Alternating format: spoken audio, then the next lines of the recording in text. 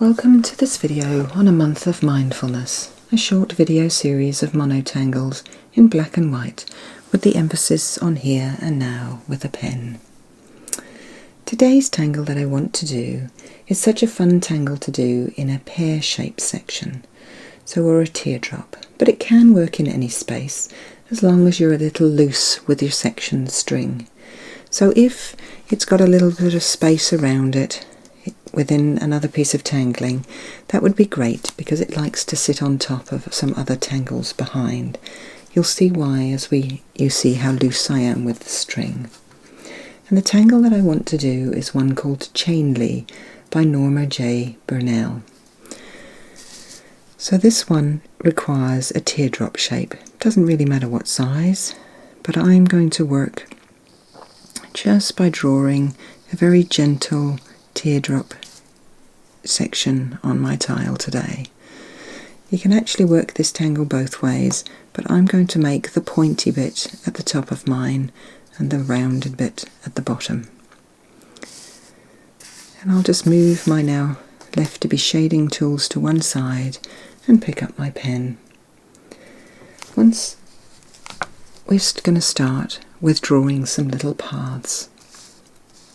I'll rotate my tile slightly and just on an angle from like if this is the bottom and this is the top, I'm just going to draw a gentle path that crosses slightly at an angle from the bottom of the teardrop. And as I go up this path, about halfway up, I'm then going to find that another path just leaves it at a sort of 90-degree angle. I say sort of 90-degree angle, so don't worry if it's not. And then up this path I'm going to repeat the same stroke. So I'm going to do another path that just sort of goes at about 90 degrees. I'll go halfway up this path and do the same thing again, using my string line to tell me where to stop. Gently, slowly fill up your section with these paths that leave at 90 degrees to the previous one. And depending how much space you've got, you might have the same number as me, you might have a few less. So, do you remember I said about you're going to be a little loose with your section string?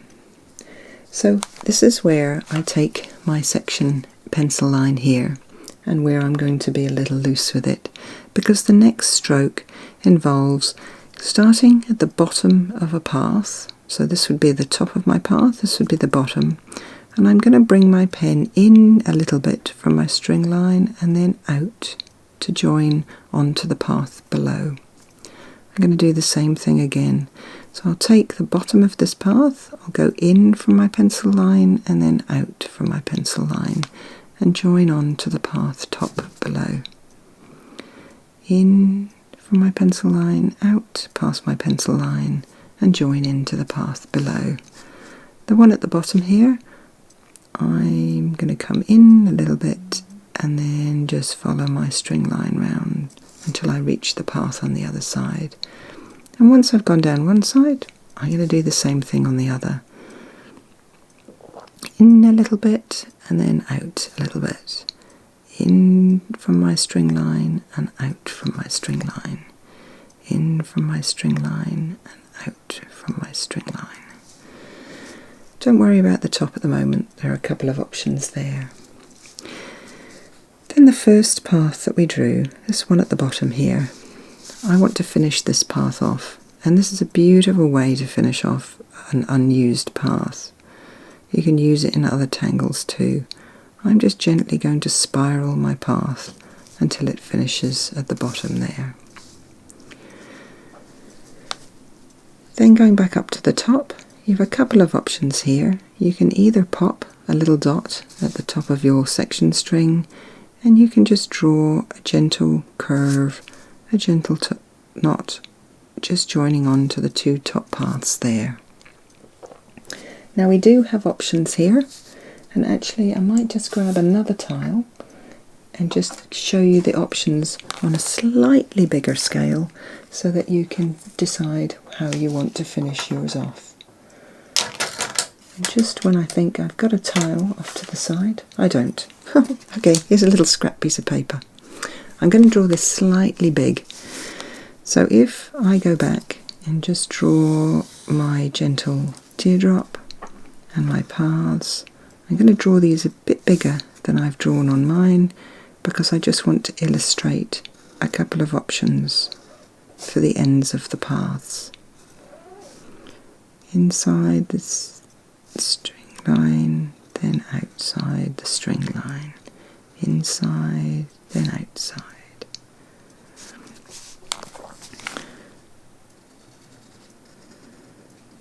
So these paths here, you've got a couple of options. Well, you've got a few, but there's quite a few actually if we get very excited.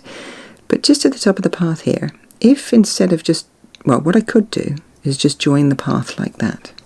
Just curve that last one so it closes off. But what you can do is have a little bit of fun. If I take this path and just go a little bit past the line, it looks like the path is going to roll round my feature.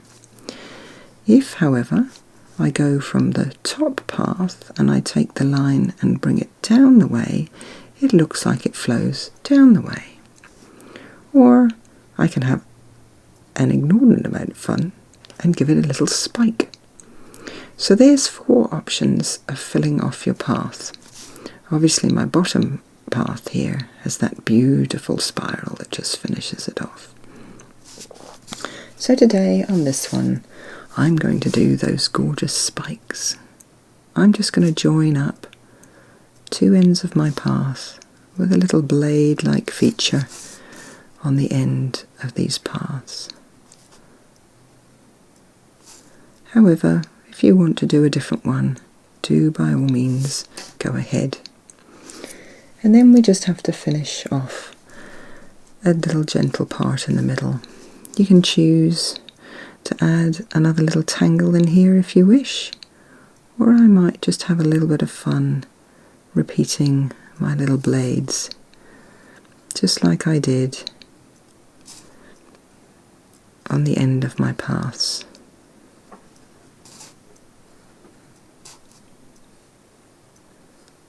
You may choose to do something a little bit similar, but as I go up, further up the Chainlea image here, I'm just getting a little bit smaller and smaller with my spikes.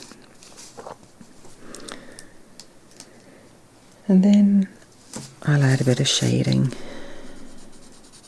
Gently with my graphite, holding my pencil quite flat, so it's in the palm of the end is in the palm of my hand. Just popping a little bit of graphite around all of those blades that I put in. And I'll add a little bit of shading to the bottom here as well. And I can use my torsion to gently pull the graphite out into the space, into the sections behind my blades.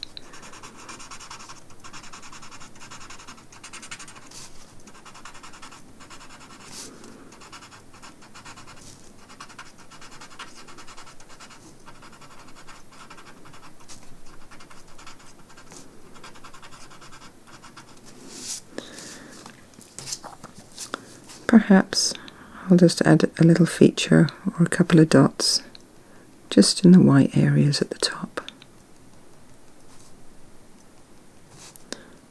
Nothing like a little bit of extra added detail with your pen sometimes, just to finish the tangle off. And then I'll add my chop. I'd admire how I did Chainlea today, with whichever path end you chose to do on yours. So here's one where the paths went down the way. Here's one where the paths went up the way. And in fact, you'll notice my teardrop shape went the other way up. who said we needed to do it that way. And you can instead choose to have a tangle, lovely organic tangle, floating out of the top as well.